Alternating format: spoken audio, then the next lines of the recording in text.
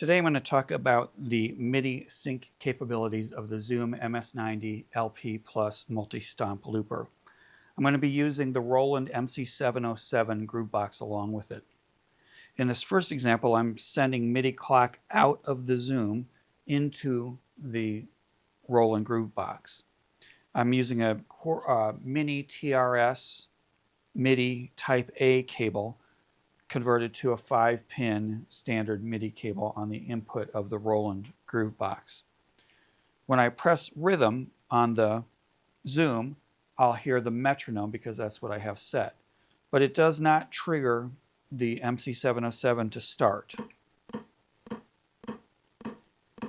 In order to get the 707 to start, you need to record a loop into the Zoom unit. But when you record, it does not automatically trigger the external MIDI device to play. The MIDI device starts to play after the recording has ended and it has looped back and begin to play that loop. Now, I don't have an input on this Zoom unit today, but you can hopefully see the screen. It will record a blank loop. Once it's recorded and starts looping again, the MC707 will play. So there's a click on the Zoom and a kick drum on the MC707. And now they're in sync. It's not always 100% accurate, but it's fairly close. Sometimes it will be dead on depending on when you start the looper. Now, if I hit stop on the looper, it will stop everything except, of course, the rhythm, which will keep playing.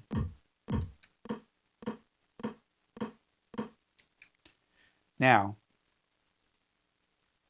that could be good if you want to record a loop and then once the loop is recorded, have your MIDI device start playing.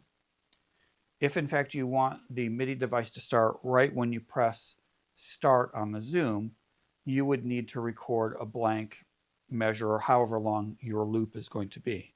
So since I have already recorded a blank loop in here, now when I press start, they'll both start together. And if I put the metronome back in, so now you have both going. If you wanted everything to keep going, but you wanted the loop to stop, you would need to use the undo and redo. But undo and redo does not work on the first layer of the loop that you record.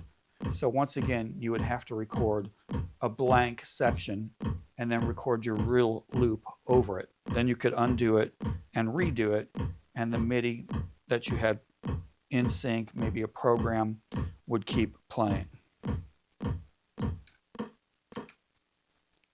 Now I'm going to switch the cables so that the Roland MC707 is sending the clock.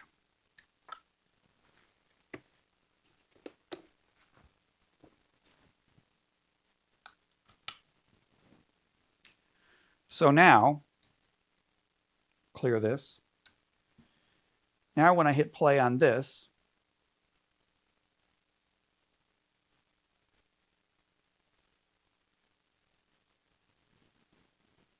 we should see, I'll bring up the rhythm section, we should see if you can see this BPM, it matches. So right now, this is on 105. Now, when I start this, nothing on the looper starts, but we can see that the tempo is the same. If I lower the tempo, the master tempo, down to 100, it slowly gets its way down to 100 on the Zooms. So it will sync pretty well. If I put the rhythm on, again, just a metronome, and I take this back up to 105, just a random number that happens to be, this is slowly getting its way up to 105, is there now, but they're out of sync. So you can't have the rhythm playing while you are changing the tempo on the MIDI clock source. Of course, if I go back, I can have it sync again. Now I'm going to switch the cables so that the Roland is the master clock and the Zoom is following.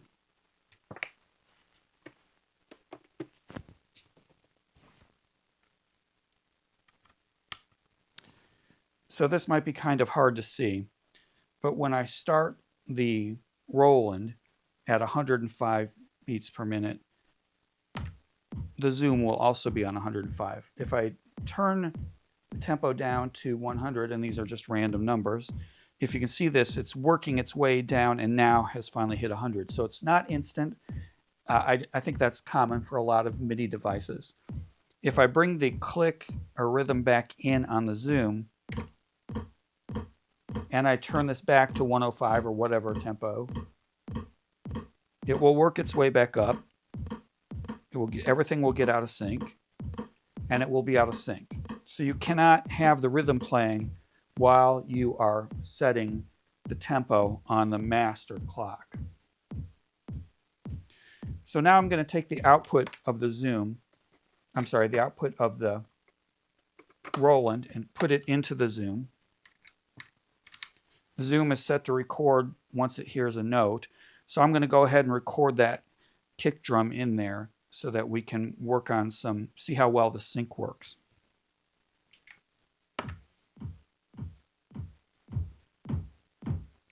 So there's the 4 beats of the kick drum, which I've now taken out of here. And if I put the metronome back in, which is a click, this should be dead on. Now I'm going to put a hi-hat in back from the Roland. So now everything is in sync. So now let's say I wanted to stop the loop from playing, but keep the MIDI device going. And maybe I was going to play live, maybe go from a verse to a chorus. I could hit stop on this. The MIDI device is still going. And now when I want to bring this back in, it's going to try to quantize to the next forward beat. So I'm going to try to hit it, start right up in this area. And it's pretty good. It's not always dead on, but it seems like microseconds off. Now, this is an area to take note. This works when the rhythm is on. If I turn the rhythm off, and then let's say that's my verse loop, and now I want to stop it and play live for my chorus loop. So now I'm playing live on my chorus loop. When I want to bring this verse loop back in, I'll try to hit it around here. So you see it's off. It doesn't seem to quantize when the rhythm is not playing.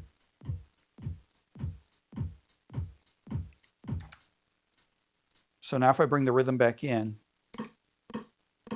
of course you have to hit it pretty much dead on. Now it's in. Now if I try to hit in this area again and start the loop, seems like it's microseconds off, but fairly close. And I think if it were a regular drum beat and you were playing along with it, it would be unnoticeable. So the way around that, if you want to take parts in and out, would be once again to have a blank loop recorded and use the undo and the redo over that. The undo and the redo does not work on the first layer that you record on a loop. So if you recorded silence, you can't undo that and redo that. If you record your first part over the silence, then you can undo it and redo it. So you could be playing along with your verse, undo the loop, play your chorus, redo the loop back to your verse if you wanted to do that. So this is what I've learned from connecting these together. I'm new at this. I've only had this a couple days. If anybody has any other information on this, I'd love to hear it. If you have any questions about this, let me know and I'll try to answer all of them. I'm really liking the Zoom so far. I'm not sure how much I'll use the external MIDI. I love being able to go to an open mic and just put this down and have it available and plug right in, plug and play. So anyway, I'll look forward to your responses. And if you like this video, please give it a like and please subscribe to my channel. Thanks.